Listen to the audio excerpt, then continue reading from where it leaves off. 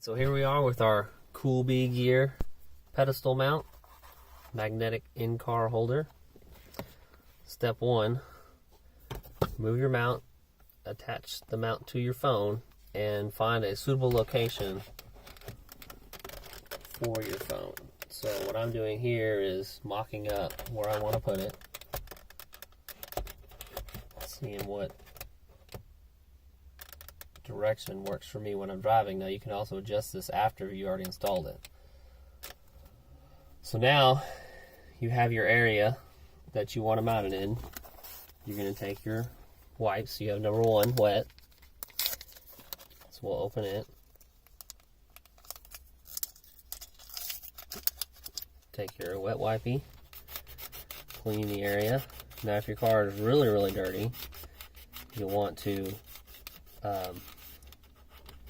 clean it first before using the alcohol wipes. Alright, so now that the wet wipe is done, we'll dry off any excess alcohol that may have been left over with your number 2 dry wipe. Okay. Now you'll take the 3M VHB film, take it off, and then now the 3M tape is pressure sensitive, so you want to get it stuck and then hold it there for 10 to 15 seconds.